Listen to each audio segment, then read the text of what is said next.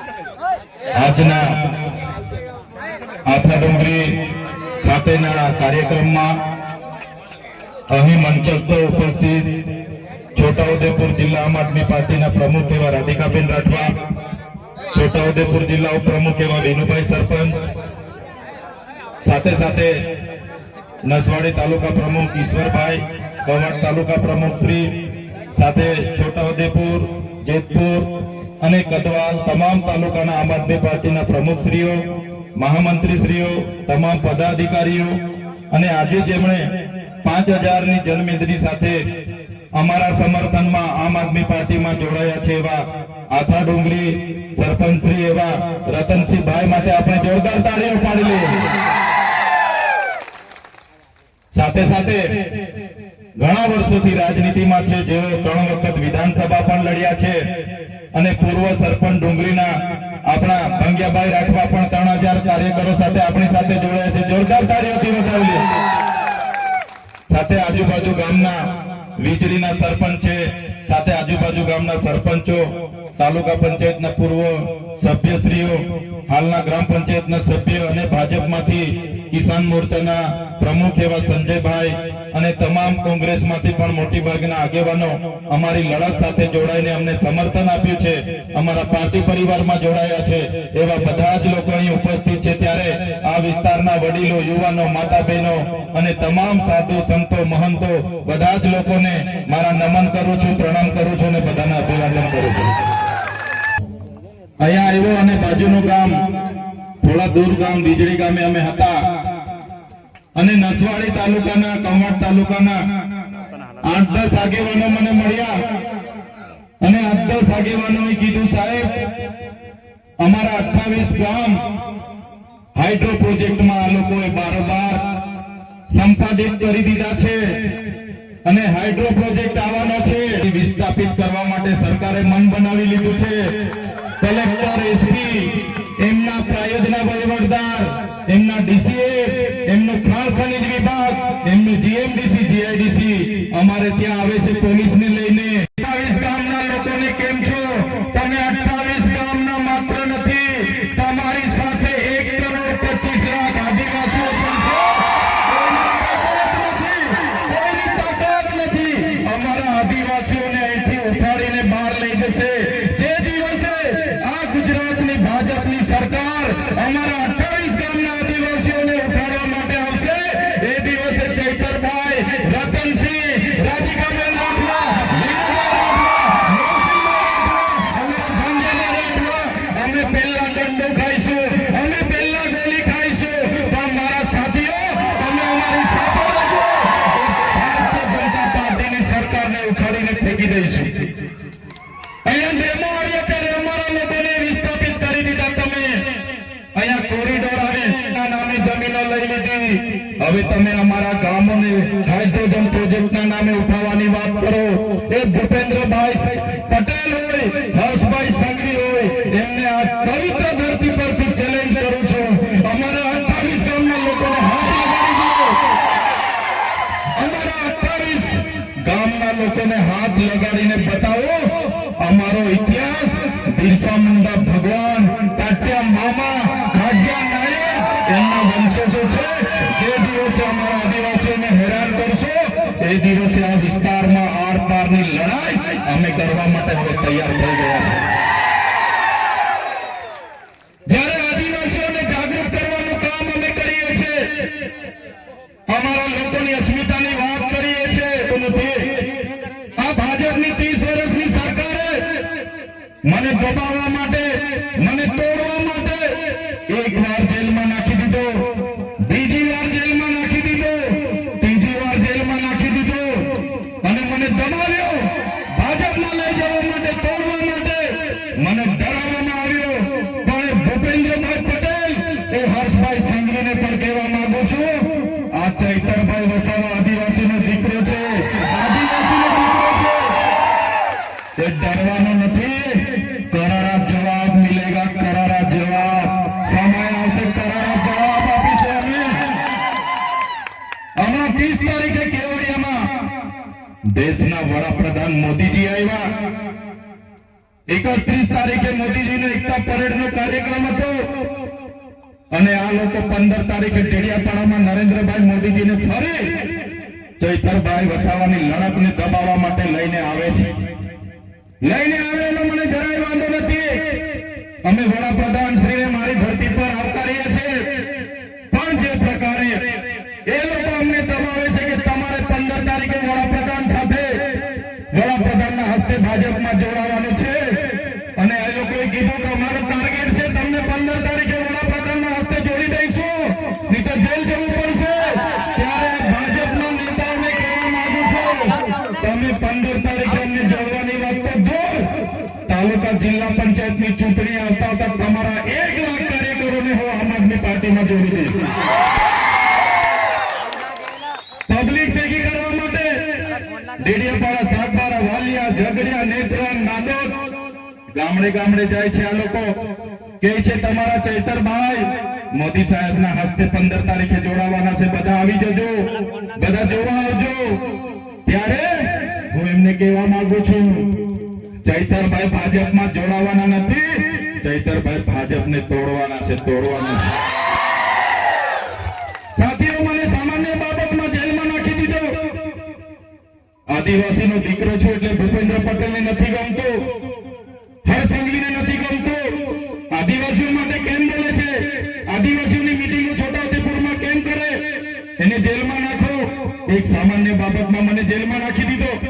80 દિવસ રાખવામાં આવ્યો, અંધારી કોટડીમાં રાખવામાં આવ્યો, ડરાવવામાં આવ્યો, ધમકાવવામાં આવ્યો અને કહેવામાં આવ્યું કે તમને 2 વર્ષ સુધી રાખીશું, 3 વર્ષ સુધી રાખીશું, જ્યાં સુધી તમે અમારી સાથે આવા નહીં માનો ત્યાં સુધી રાખીશું. પણ આ ચૈતરભાઈ તમારો દીકરો એમનાથી ડર્યો નથી,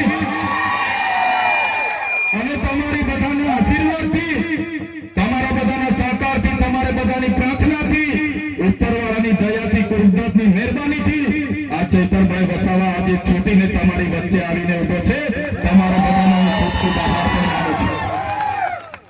ત્યારે સાથે હું નાનો માણસ છું, અવારનવાર ભાજપમાં લઈ જવા માટે દબાણો કરે, ભાજપના ના જઈએ એટલે જેલ કરાવે, ખોટા કેસ કરે, પરિવારને જેલમાં નાખે, અમને હેરાન કરે. પણ જ્યાં સુધી મારી માતાઓના આશીર્વાદ મારા પર છે, જ્યાં સુધી મારા વડીલોના આશીર્વાદ છે, ત્યાં સુધી ભાજપની પોલીસમાં તાકાત નથી કે આ ચૈતરભાઈ વસાવાને દબાવી શકે. આ અમારી જનતાનો પ્રેમ છે. જ્યાં સુધી તમે અમારી સાથે છો ત્યાં સુધી ભાજપ અમને ટચ પણ નથી કરવાની. 1 વાર જેલ કરાવશે, 2 વાર જેલ કરાવશે, 3 વાર જેલ કરાવશે, પણ મારા વડીલો, મારી યુવાનો, મારી બહેનો, મારા માતાઓને મારે વિનંતી છે, સરકાર એમની બહુ મોટી, આપણે એમની સાથે લડાઈ નથી કરવાની, પણ આવનારી તાલુકા જિલ્લામાંથી ચૂંટણીમાં તમારામાંથી સારા યુવાનોને, સારા વડીલોને તૈયાર કરી દો. આ તમારા દીકરાને જે હેરાન કર્યો છે એનો બદલો તમારે આવનારી તાલુકા જિલ્લા પંચાયતની ચૂંટણીમાં લેવાનો છે. એનો બદલો તમારે લેવો પડશે. કેમ કે જ્યારે મેં જેલમાં હતો ત્યારે એમના આ બાજુના સાંસદ અમારા રાજપીપળામાં આવીને કહેતા હતા, પેલો તમારો ચૈતર વસાવો જેલમાં છે, નથી છૂટવાનો, એનું પૂરું કરી નાખ્યું અમે. ત્યારે તમારા સાંસદોને, ધારાસભ્યોને હું કહેવા માંગુ છું, तुमको क्या लगता था नहीं लौटेंगे, तुमको क्या लगता था नहीं लौटेंगे, गलत. जब तक तोड़ेंगे नहीं तब तक छोड़ेंगे नहीं. हमको क्या अंडू फंडू गंडू झंडू समझ के रखा है क्या? ये चैतर वसावा कभी झुकेगा नहीं. करारा जवाब मिलेगा, करारा जवाब मिलेगा. ત્યારે આ ભારતીય જનતા પાર્ટી 30 વર્ષથી શાસનમાં છે, કેન્દ્રમાં એમનું શાસન છે. અમારા લોકો નર્મદાનું પાણી જોઈ શકે છે પણ પિયત માટે અમને મળતું નથી. અમારે યુવાનો ભણી ગણીને પરીક્ષાઓ આપે છે, એના પેપરો ફૂટી જાય છે, પણ અમારા વિસ્તારમાં શાળાઓમાં માસ્તરો નથી, શાળાઓના ઓરડાઓ નથી, આંગણવાડી નથી. અમારા નાના બાળકો કુપોષણથી પીડાય છે. ત્યારે આદિવાસીઓને શિક્ષણ આપવાની જગ્યાએ રોજગાર આપવાની જગ્યાએ, સિંચાઈનું પાણી મળે એની જગ્યાએ આજે વિકાસનો રથ લઈને આ લોકો ગામડે ગામડે ફરે છે અને કહે છે કે બિરસા મુંડા ભગવાનની 150મી જન્મ જયંતિ છે એટલા માટે આ લોકો આજે નીકળ્યા છે, કેમ કે તમે બધા જાગી ગયા છો, તમને બધાને બિરસા મુંડા ભગવાનનો ઇતિહાસ ખબર પડી ગઈ છે, તાત્યા મામાનો ઇતિહાસ ખબર પડી ગઈ છે, ગુરુ ગોવિંદજીનો ઇતિહાસ ખબર પડી ગયો છે, એટલે આપણા લોકોના મત હવે મળવાના નથી એમ કરીને આપણા ક્રાંતિકારીઓના હમણાં કેવડિયા આવ્યા અને કીધું અમારા આદિવાસી ભાઈ બહેનો તમારે આત્મનિર્ભર બનવાનું છે, આત્મનિર્ભર બનવાનું છે. અમારો આદિવાસી સમાજ આદિ અનાદિકાળથી આત્મનિર્ભર છે. વડાપ્રધાન બન્યા પછી 5400 કંપનીઓ તો વિદેશથી તમે લઈને આવ્યા છો. અમારો આદિવાસી સમાજ તો આત્મનિર્ભર જ છે. વડાપ્રધાન બન્યા પછી તમે 5400 વિદેશી કંપનીઓ લઈને આવ્યા છો. અમારા ઘરમાં જે સામાન આવે છે made in China, made in Taiwan, made in Korea, made in Japan, તો તમે વડાપ્રધાન બનીને શું ધંધા કરો છો? આપણને કહે છે લોકો કે ભાઈ એક પેડ માં કે નામ, આપણને બધાને સારી સારી ફૂલ ગુલાબી વાર્તાઓ બતાવશે. એક પેડ માં કે નામ રોપજો બધા, એક પેડ માં કે નામ. આપણે એક પેડ માં કે નામ રોપીએ છે અને જંગલ સાથેનો આપણો નાતો છે. એક પેડ નામે માં કે નામ કરી કરીને આ લોકોએ આખું જંગલ અદાણી કે નામ કરીને આ લોકોએ આપી દીધું છે. આખું જંગલ અદાણી કે નામ કરીને આપી દીધું છે. હમણાં જળ જંગલ જમીન આપણી પાસે જેટલું હતું એટલું તો આ સરકારોએ એમના ઉદ્યોગપતિ અદાણીને અંબાણીને આપી દીધું, ટોરેન્ટોને આપી દીધું. હવે આ આપણા દેશના વડાપ્રધાન 15મી તારીખે ડેડિયાપાડા આવે એના પહેલા ટેમ મોગરા માતાજી ક્યાં છે, એનો વિસ્તાર કેવો છે એ જોવા માટે જવાના છે. મારા સાથીઓ તમને કહેવા માંગુ છું, આ નરેન્દ્રભાઈ મોદીજી જ્યારે વિસ્તાર જોઈને જશે તમે લખી રાખજો, આવનારા દિવસોમાં આપણી કુળદેવીને પણ અદાણીને લખીને આપી દેશે, એની કોઈ ગેરંટી નથી. કેમ કે આ વ્યક્તિ જ્યાં જાય, જેનું દર્શન કરી આવે, જેને જોઈ આવે, એ પછી રિલાયન્સ ને આપી દે, ટાટા ને આપી દે, અદાણી ને, બિરલા ને આપી દે. ત્યારે આપણી માતાજીના રક્ષણ કરવા માટે પણ આપણે તૈયાર રહેવું પડશે. ત્યારે તમે વિચાર કરો, જો વડાપ્રધાને ભગવાન બિરસા મુંડાની 150મી જન્મ જયંતિ ઉજવવાની હતી, ઝારખંડમાં રાંચીમાં આવ્યું છે. આ દેશનો ગૌરવ યાત્રાનો કાર્યક્રમ હતો અને ભગવાન બિરસા મુંડાની જન્મ જયંતિ તમારે ઉજવવાની હતી, તો ભગવાન બિરસા મુંડાનું કર્મભૂમિ, જન્મભૂમિ ઝારખંડની રાંચીમાં આવેલી છે. તમે ત્યાં જઈને આખા ગુજરાતને, આખા દેશના આદિવાસીઓને સારો સંદેશો આપી શકો. પણ ડેડિયાપાડામાં આવીને ચૈતરભાઈની વિકેટ પાડવાનું જે તમે આયોજન કર્યું છે, આ આદિવાસી સમાજ જોઈ રહેલો છે. આવનારા દિવસોમાંથી આખા ગુજરાતમાંથી તમારી વિકેટ પાડી દેવા માટે અમે તૈયાર છીએ. અમે આંદોલનો કર્યા, આદિવાસી જાગૃત થયા, એટલે આ લોકોને થયું કે હવે આદિવાસીઓ તો જાગી ગયા છે. ધીરે ધીરે ચૈતરભાઈ સાથે જોવા લાગ્યા છે, આમ આદમી પાર્ટીમાં જોડાવા લાગ્યા છે, ગોપાલભાઈ ઇટાલિયા, ઈસુદાનભાઈ ગઢવી, અરવિંદ કેજરીવાલ સાથે જોવા લાગ્યા છે. એટલે એ લોકોએ આખું મંત્રીમંડળ બદલી નાખ્યું. વડીલો જે પ્રકારે કહે છે, કોઈ ભેંસ ઓછું દૂધ આપે તો એના ખીલા બદલવાનું નથી રહેતું, ભેંસ બદલી નાખવી પડે છે. નાખવી પડે છે કે નથી નાખવી? ત્યારે આ લોકો મંત્રી બદલે છે. પણ મારા તમામ આગેવાનો, તમામ વડીલોને, માતા બહેનોને કહેવા માંગુ છું, આવનારા દિવસોમાં આપણે મંત્રીમંડળ બદલવાનું નથી, આપણે આખીને આખી સરકાર બદલી નાખવાની છે. આ લોકો તૈયાર છો બધા? સરકાર બદલી નાખીશું, સરકાર બદલી નાખીશું, પરિવર્તન લાવીશું, પરિવર્તન લાવીશું, પરિવર્તન લાવીશું. હવે તમે કેટલું લડશો, ટકી નહીં શકશો. હજુ પણ જેલમાં જશો. આવી જાઓ, મંત્રી બનાવી દે, તંત્રી બનાવી દે. તમારા મંત્રી બની જઈશું, તમારો તંત્રી બની જઈશું, પૈસા કમાઈ લઈશું, બંગલા બની જશે, ગાડીઓ બની જશે. પણ અમારા આદિવાસીઓ માટે પછી કોણ બોલશે? કોણ બોલશે અમારા આદિવાસીઓ માટે? આ વિસ્તારના ઓબીસી માટે કોણ લડશે? આ વિસ્તારના એસસી એસટી માઇનોરિટી માટે કોણ લડશે? ત્યારે અમે કીધું તમારામાં જેટલા અમારા નેતાઓ છે એ નેતાઓને તમે એક પિંજરાના વાઘ જેવા, સરકસના વાઘ જેવા બનાવી દીધા છે. આ વિસ્તારના પણ મોટા મોટા નેતાઓ પોતે વાઘ છે એવું કહેતા હતા. અમે જ્યારે મીટિંગ હોય ત્યારે ભાષણ કરે, ટાઈગર અભી જિંદા હે, ટાઈગર અભી જિંદા હે. એ ભાષણ કરવા વાળા ભાજપમાં ગયા અને સરકસના ટાઈગર બનીને આજે બેસી રહ્યા છે. સરકસના ટાઈગર બનીને બેસી રહ્યા છે. ઉપરથી જેટલી ચાવી ફેરવે એટલું રમકડું ગાય, એટલી જ ભજન એ લોકો ગાય છે. ત્યારે સાથીઓ, આ તમારો દીકરો આ ચૈતર વસાવો એમના સરઘસનો ટાઈગર નથી બનવા માંગતો, જંગલનો ટાઈગર બનીને સ્વતંત્ર ફરવા માંગે છે. જે બધા સ્વતંત્ર ફરવા માંગીએ છે, આ બધો ઇલાકો અમારો છે. અમારા નસવાડીના એક કાકા ધારાસભ્ય છે, સિનિયર ધારાસભ્ય. નસવાડીમાં આજે અમારો પ્રોગ્રામ હતો. કાકાએ અમારા સરપંચોને ડરાવ્યા અને અમારા પ્રોગ્રામમાં ત્યાં એમણે પ્રોગ્રામ રાખી દીધા. ત્યારે કાકાને કહેવા માંગુ છું, આજે ચૈતર વસાવાને નર્મદામાંથી તળીપાર કરી દીધા છે, ત્યાં જવા નથી દેતા. આજે દરિયાપાડામાં પ્રવેશ બંધી છે. તમે નસવાડીમાંથી અમને કહેશો કે અહીંયાથી નીકળી જાઓ, પણ અમે આ ચૈતર વસાવા અમારી ટીમ અમારા લોકોના દિલોમાં રહે છે અને લોકોના દિલોમાંથી તમારી ભાજપની સરકાર અમને ક્યારે કાઢી નથી શકવાની, ક્યારે કાઢી નથી શકવાની. એનો પણ જવાબ આવનારા દિવસોમાં આપીશું.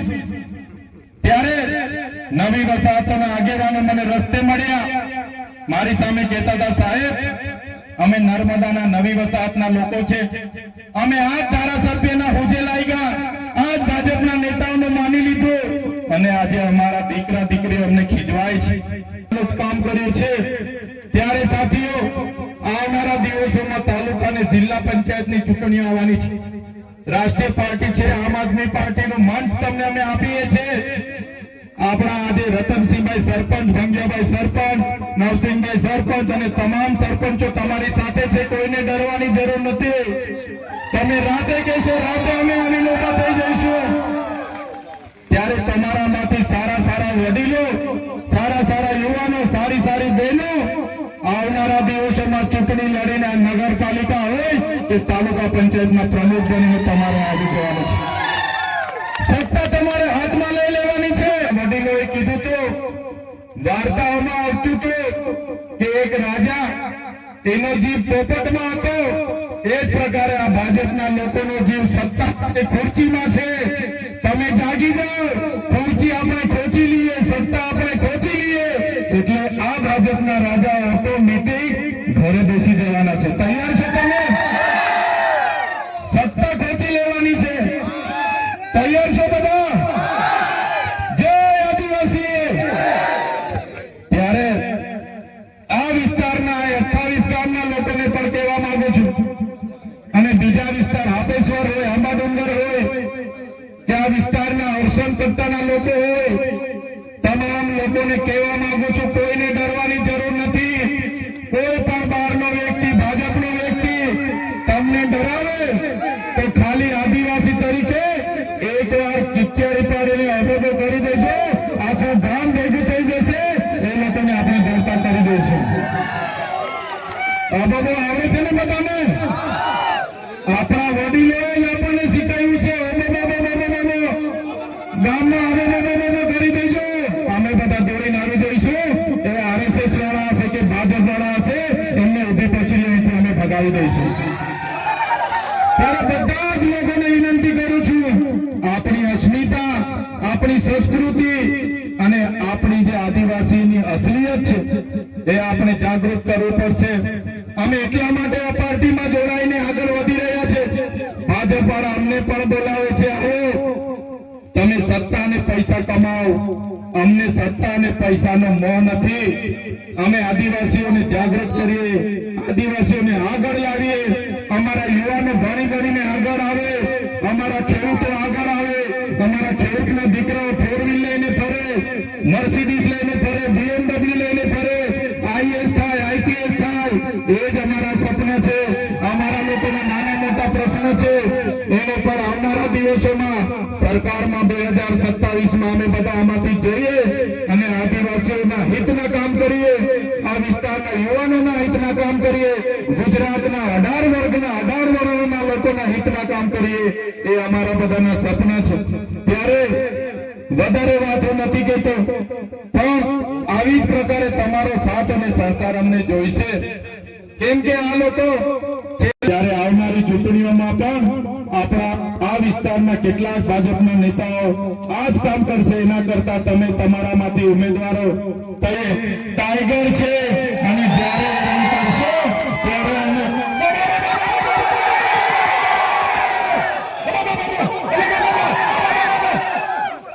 આ અમારી તાકાત અમે આવનારા દિવસોમાં બતાવીશું ને? તૈયાર છો બધા? ધન્યવાદ કરું છું તમામ વડીલો, માતા બહેનો, મીડિયાના મિત્રો, પોલીસ મિત્રો, તમામ લોકોનો ખૂબ ખૂબ આભાર માનું છું। ધન્યવાદ। જય આદિવાસી, જય જોહાર, જય ભારત।